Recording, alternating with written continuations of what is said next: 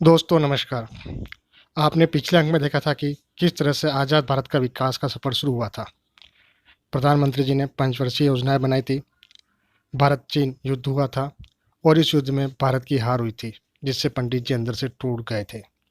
उनकी अंतर्राष्ट्रीय छवि भी धूमिल हो गई थी, क्योंकि जिस प्रेस आंदोलन की अगुवाई वे कर रहे थे युद्ध के दौरान, उस सिद्धांत के उस आंदोलन के सिद्धांतों को त्याग कर उन्हें अमेरिका से मदद मांगनी पड़ी थी, जो गुटनिरपेक्ष सिद्धांत के विपरीत थी। इस सदमे से पंडित जी उबर नहीं पाए और सन 1964 में दिल का दौरा पड़ने से निधन हो गया। भारत की बागडोर अब शास्त्री जी के हाथों में थी, परंतु उस महान व्यक्ति के साथ भी ताजकंद में छूट गया और भारत की पहली प्रधानमंत्री श्रीमती इंदिरा गांधी बन गई थी, जिन्हें चौधरी चरण सिंह जी डम डल अर्थात गूंगी गुड़िया कहते थे। हम बात सबसे पहले अपनी उस गुप्त फाइल की करते हैं जो प्रधानमंत्री जी के हाथों में थी और अब कार्यालय की टेबल पर प्रधानमंत्री जी का इंतजार कर रही है, क्योंकि उस फाइल के संबंध में एक उच्च स्तरीय बैठक बुलाई गई है। आप बस इतना जान लीजिए, कटु कड़वा सत्य मगर सत्य है कि काल्पनिक फाइल प्रधानमंत्री जी के हाथों से निकलकर ऑफिस की टेबल पर आ गई है। सियासत ने अपनी चाल बदली है। प्रधानमंत्री जी और फाइल के दरमियान दूरियां बढ़ रही है। सशक्त महिला प्रधानमंत्री ने सख्त निर्णय लेकर बैंकों का राष्ट्रीयकरण किया, राजघरानों का पीवी पर्स बंद कर दिया, हरित क्रांति कर खाद्यान्न संकट को दूर किया। पूरी दुनिया में भारत का डंका बजवाया था जब सन 1971 में पाकिस्तान से दूसरा युद्ध लड़कर पाकिस्तान को दो फाड़ करवाया था, एक नया देश बांग्लादेश बनाया था। सन 1974 में पोखरण में बुद्ध मुस्कुराए थे। परमाणु परीक्षण कर दुनिया को अचंभित कर डाला था। सेना को एक नया हथियार दिया था। भारत को परमाणु शक्ति संपन्न देश बनाया था। कटु कड़वा सत्य है मगर सत्य है कि सशक्त महिला के दामन पर भी आपातकाल का काला दाग नजर आया था। सिक्के के दो पहलू होते हैं। आपातकाल के परिणाम स्वरूप जनता पार्टी और अन्य पार्टियों का उदय हुआ। इस छोटे से कार्यकाल में कई नए चेहरे प्रकट हुए। चेहरों के नाम तो बहुत मशहूर थे, परंतु कटु कड़वा सत्य है मगर सत्य है कि चेहरों में विश्वास नहीं रहा।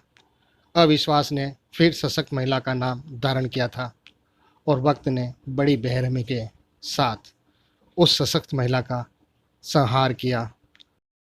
नए प्रधानमंत्री का आगमन हुआ। नई सोच के साथ विज्ञान में चमत्कार हुआ। कंप्यूटर युग का आगाज हुआ।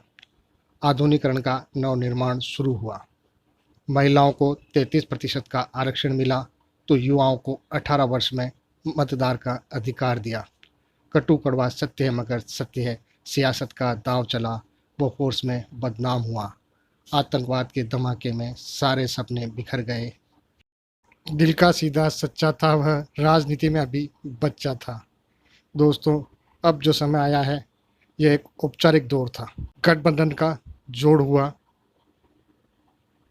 प्रधानमंत्री जी आते, पद की गरिमा बढ़ाते और मत पूछो यारो क्या क्या हुआ।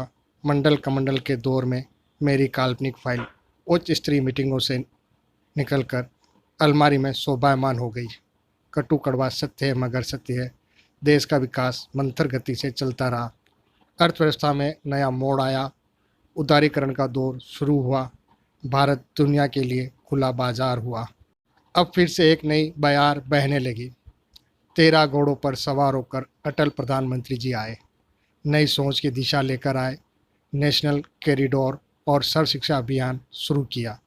मेरी काल्पनिक फाइल के पन्ने भी खुलने लगे। विकास की नई योजना धरातल पर नजर आने लगी। सन 1998 में पोखरण में कमाल किया, दुनिया को हैरान किया। 1999 में लाहौर दिल्ली बस शुरू कर शांति का प्रयास किया। 99 में ऑपरेशन विजय कर कारगिल में पाकिस्तान को मुंह तोड़ जवाब दिया। कटु कड़वा सत्य है मगर सत्य है, 13 घोड़ों का सवार एक वोट से हार गया। एक छोटी सी प्याज ने अटल विश्वास को परास्त किया। अब दौर शुरू होता है एक अर्थशास्त्री का, जिन्हें father of Indian economic reform भी कहा जाता है। अर्थशास्त्री ने जीडीपी में चमत्कार किया। जनता को आधार कार्ड और सूचना का अधिकार आरटीआई 2005 दिया। साथ ही 2006 में गांव-गांव में रोजगार की गारंटी, मनरेगा और 2013 में फूड सिक्योरिटी बिल कर भोजन का अधिकार दिया। सिक्के के दो पहलू हैं। अर्थशास्त्री भी महंगाई काबू न कर सका, घोटालों का बाजार गर्म रहा। अब एक नया दौर शुरू हुआ है यारों। आप तो अब सब कुछ जानते हैं, मैं आपको क्या बताऊं। कटु कड़वा सत्य है मगर सत्य है। मेरी काल्पनिक फाइल शायद कहीं गुम हो गई है और सिक्का हवा में उछला तो ज़रूर है, पर ज़मीन पर आकर सीधा खड़ा हो गया है। और जिसे जो पहलू नज़र आया है वहाँ बस शोर ही शोर है। महामारी का बुरा दौर है। दोस्तों, मैंने आपको कुछ प्रमुख प्रधानमंत्री जी के बारे में बताया था जिनके काम बोलते हैं युद्ध और महंगाई के मध्य एक संबंध होता है। अर्थशास्त्रियों का मानना है कि महंगाई बढ़ने का एक प्रमुख घटक युद्ध है। 1962 में पंडित जी ने, 65 में शास्त्री जी ने, 71 में सशक्त महिला में और 1999 में कारगिल युद्ध में अटल पुरुष ने युद्ध लड़ा था। उस काल में महंगाई बढ़ने का एक प्रमुख घटक युद्ध भी रहा था। 99 कारगिल के बाद भारत ने कोई भी युद्ध नहीं लड़ा है। हमने कुछ प्रमुख प्रधानमंत्री जी का जिक्र किया है।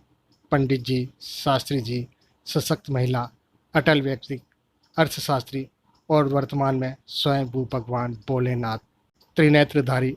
और भगवान का मैं क्या महिमा मंडन करूं, वह तो सर्वज्ञानी है, अंतर्यामी है। राम राम सा। जीवन का दर्शन, राजेश भारद्वाज।